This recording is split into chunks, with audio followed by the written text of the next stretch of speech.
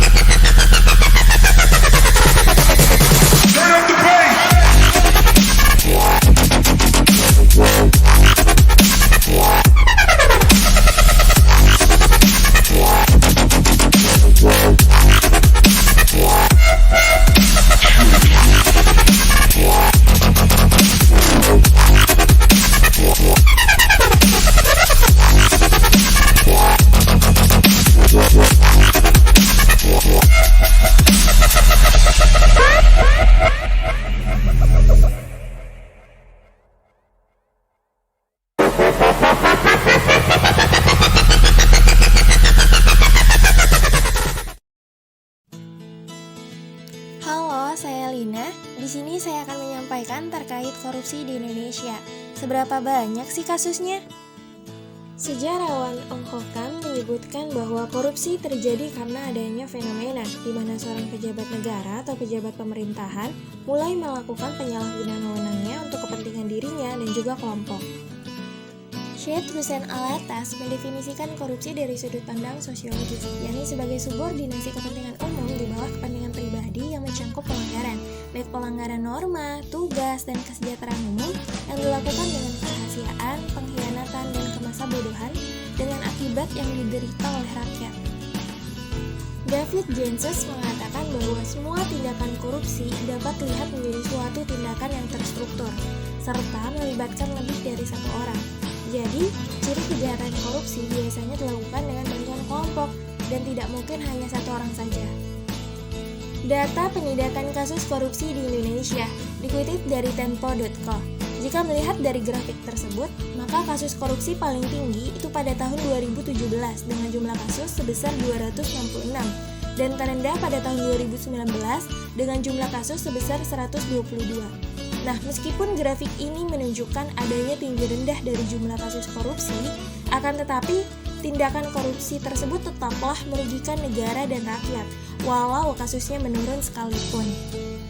Dikutip dari nasional.kompas.com pada tahun 2020, terjadi kasus korupsi bansos di tengah pandemi yang dilakukan oleh Juliari Batubara selaku Menteri Sosial, di mana penetapan tersangka ini melalui tindak lanjut operasi tangkap tangan yang dilakukan oleh KPK. Selain itu, pada kasus ini, Juliari tidak melakukannya sendiri, akan tetapi ada orang lain juga yang terlibat seperti Matius Joko Santoso, Adi Wahyono, Ardian IM, dan Heri Sidabuke sebagai tersangka selaku pemberi suap. Menurut KPK, kasus ini berawal dari adanya proyek pengadaan bansos penanganan COVID-19 berupa bantuan paket sembako di Kemensos dengan nilai anggaran sekitar 5,9 triliun. Lantas, berapakah jumlah dana yang dikorupsi? Pada pelaksanaan paket bansos periode pertama, didapat fee sebesar 12 miliar dan diberikan secara tunai oleh Matius kepada Juliari melalui Adi. Dengan jumlah suap yang diterima oleh Juliari sebesar 8,2 M. Nah, kemudian pada periode kedua terkumpul uang fee sebesar 8,8 miliar. Maka, total uang suap yang diterima oleh Juliari menurut KPK ialah sebesar 17 miliar yang digunakan untuk kepentingan pribadi Juliari. Gimana? Makin penasaran kan? Yuk simak lebih lanjut. Halo, saya Divani. Kali ini, mari kita lihat tanggapan dan pandangan masyarakat. Anggapan atau pandangan? Bagaimana tanggapan di sosial media terhadap kasus korupsi Bansos Juliari? Dan bagaimana pandangan masyarakat terhadap kasus tersebut? Mari kita simak lebih lanjut. Tidak bisa dipungkiri bahwa masyarakat Indonesia menempati peringkat keempat penggunaan internet. Maka tak heran jika maraknya tanggapan atau bulian di sosial media terhadap kasus korupsi Bansos Juliari. Dan berikut adalah salah satu jenis bentuk bulian di sosial media Twitter.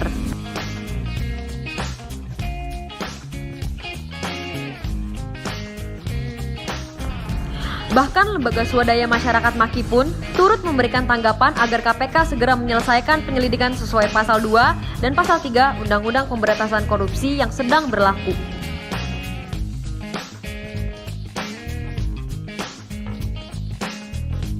Lembaga swadaya masyarakat MAKI beranggapan bahwa dengan pengkajian pasal tersebut memungkinkan kita untuk mengetahui kebenaran dari korupsi Bansos Juliari tersebut. Dan jika memang hal tersebut terjadi, hukuman yang diberikan bisa menjadi hukuman mati.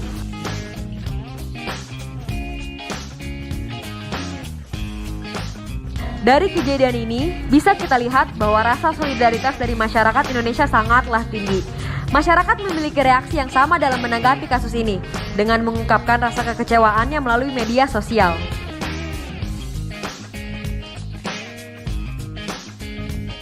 Masyarakat pun tetap menyayangkan keputusan hakim jika vonis hukuman pada Juliari diringankan dengan alasan dia dibully.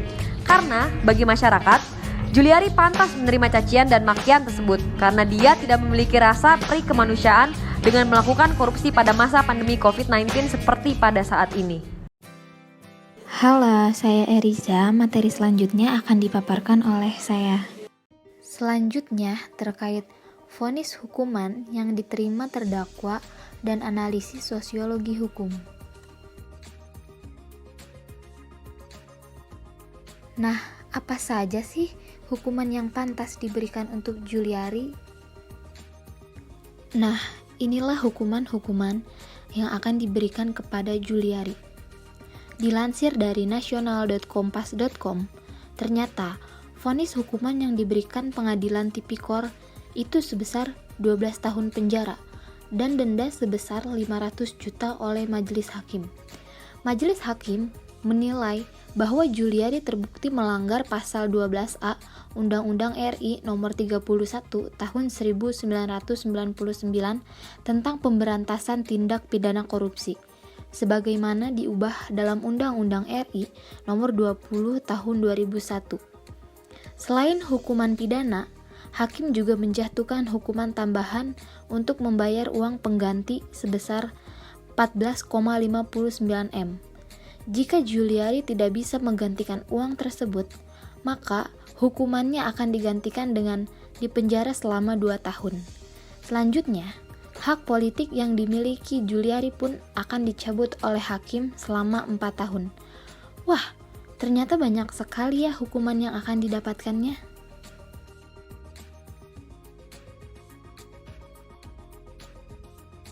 Reaksi kolektif masyarakat ternyata bisa berdampak pada vonis hukuman tersebut. Waduh, maksudnya jadi gimana tuh?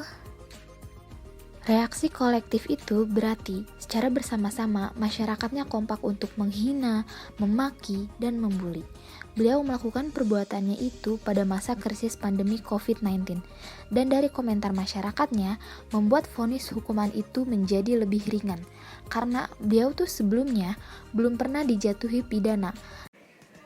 Jika melihat dari konsep solidaritas sosial Durkheim, masyarakat kota berarti termasuk ke dalam solidaritas organik, dan masyarakat desa termasuk ke dalam solidaritas mekanik, di mana masyarakat kota itu sangat kurang kesadaran dan respon terhadap individu lain, sehingga individualisnya sangat tinggi, berbeda dengan masyarakat desa yang sangat jauh dari kata individualis.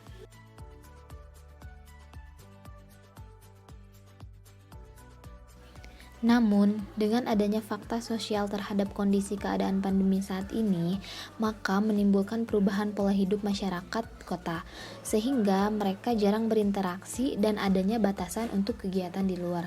Nah, maka dari itu, cenderung sebagian besar masyarakat kota itu tidak bisa lepas dari gadget. Sehingga ketika terjadi isu suatu kasus, salah satunya seperti kasus korupsi bansos oleh Juliari, ini sangat cepat bermunculan di media sosial yang membuat masyarakatnya semakin cepat tanggap dalam memberikan komentar.